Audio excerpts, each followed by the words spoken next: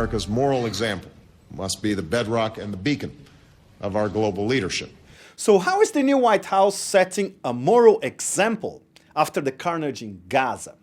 Listen to how President Obama phrases his priority. Let me be clear. America is committed to Israel's security, and we will always support Israel's right to defend itself against legitimate threats. Not a word on the cause of the whole tragedy, the illegal neo-colonial Israeli occupation of Palestinian land. Hamas must meet clear conditions, recognize Israel's right to exist, renounce violence, and abide by past agreements. America's moral example should equally translate into demanding the same thing from Israel. Israel should recognize Palestine's right to exist in its own land. Israel should renounce state terror on Palestinian civilians. Israel should freeze building of settlements and allow Palestinians real freedom of movement.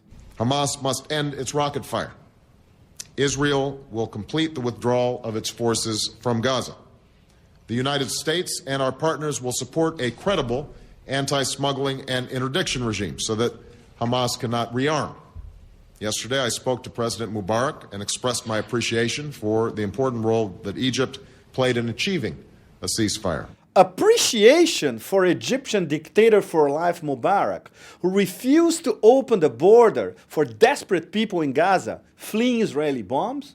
Just as the terror of rocket fire aimed at innocent Israelis is intolerable, so too is a future without hope for the Palestinians. I was deeply concerned by the loss of Palestinian and Israeli life in recent days. Obama does not seem to be very moved, to say the least, by Israel killing over 400 Palestinian children in Gaza. I will sustain an active commitment to seek two states living side by side in peace and security. I should add that the Arab Peace Initiative contains constructive elements that could help advance these efforts. Now's the time for Arab states to act on the initiative's promise by supporting the Palestinian government under President Abbas and Prime Minister Fayyad, taking steps towards normalizing relations with Israel, and by standing up to extremism that threatens us all. Obama's strategy is still to prop up Mahmoud Abbas and Fatah, whose credibility in Palestine and across the Arab world after Gaza is virtually zero. And Obama still ignores Hamas, who came to power by free and fair elections. Obama did not even acknowledge the Israeli occupation by name. That's the source of all this tragedy. What he did acknowledge was Israel's narrative. Hamas is evil, and this is all about the war on terror.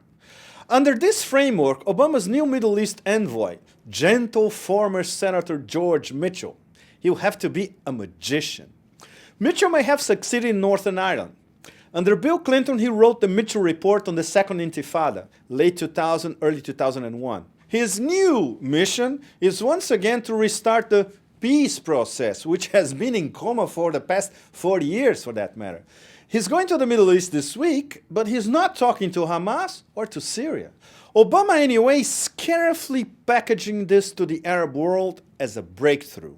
If we are looking at the region as a whole, and communicating a message to the Arab world and the Muslim world that we are ready to initiate a new partnership based on mutual respect and mutual interest, then I think that we can make significant progress. Then there's Afghanistan and Pakistan. It's all related, as Obama said.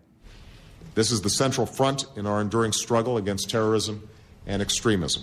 So contrary to speculation in Washington, the war on terror framework is still in place. And to prosecute it, President Obama counts on Secretary of State Hillary Clinton and new Afghanistan-Pakistan envoy Richard the Bulldozer Holbrooke. This is the same Holbrooke that told Slobodan Milosevic in March 1999 that if he didn't accept the occupation of Yugoslavia, NATO would start bombing it, as it did. The problem is there is no US-NATO military solution to the Afghanistan-Pakistan maze. There is no solution without a negotiation including the Taliban in Afghanistan, the neo-Taliban in the Pakistani tribal areas, and Pashtun leaders on both sides of the border. Worse, this will be a long, very long war. Holbrooke himself said so in a Foreign Affairs article published before the presidential election. The situation in Afghanistan is far from hopeless, but as the war enters its 8th year, Americans should be told the truth.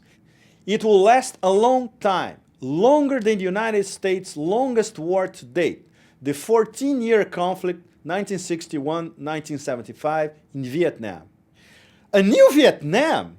This means, among other things, that Holbrooke will not talk to the Taliban, and he will not talk to the neo-Taliban in the Pakistani tribal areas.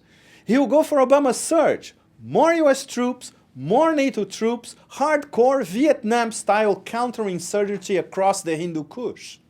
Only 3 days into office, Obama already drew his first blood inside Pakistani tribal areas.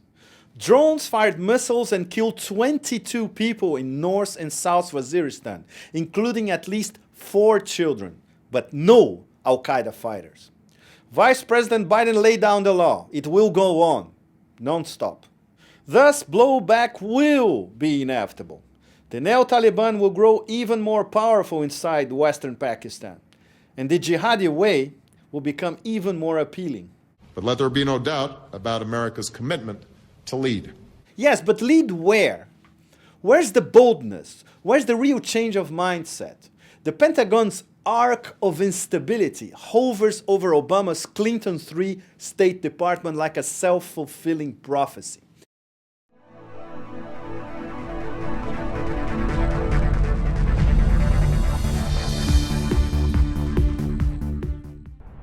Donate today and receive a new documentary film available to members of the Real News Network.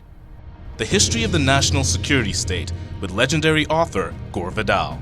Bonus features of the DVD include an in-depth response to Vidal from ex-CIA analyst Ray McGovern, who served under 7 U.S. presidents, an exclusive interview with Colin Powell's former Chief of Staff Larry Wilkerson, and an insightful interview with oil policy analyst Antonia Juhas. The news magazine of the screen. Living glimpses of history in the making. Hollywood and Washington is a symbiotic relationship. They both deal with illusions.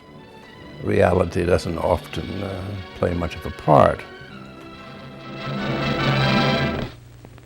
I think I saw through the myth of the Cold War almost from the beginning.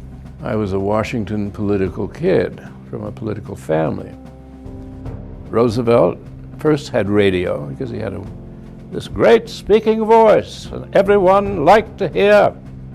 Truman proceeded to break every arrangement that Roosevelt had set up for a peaceful coexistence. And Truman thought that it would be a good idea. Why not just stay armed all the time? And then he devised the national security state. You've got to go up and swear allegiance to the United States or else you're a commie. I mean, we had imported fascism. We get Dwight Eisenhower, who said that we have this great military industrial complex. It is a dangerous thing. And he said this is going to change everything. And the way our country's governed is going to change us politically.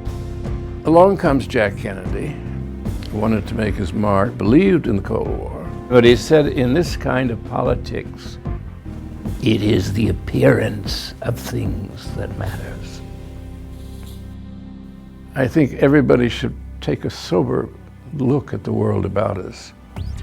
The national security state still exists, only it isn't communism anymore, it's terrorism.